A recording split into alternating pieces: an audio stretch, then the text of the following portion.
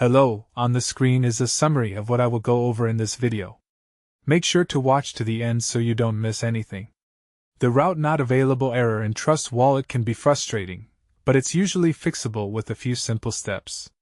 Step 1. First, you'll want to check your internet connection because this error often appears when your connection is weak or unstable. Make sure you're on a strong Wi-Fi network or cellular data.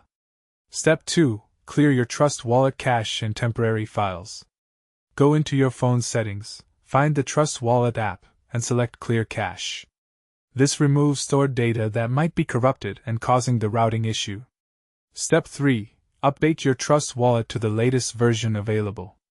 Head to your App Store, search for Trust Wallet, and if there's an update pending, install it immediately because outdated versions often have known bugs. Step 4. Try switching your network in the app itself.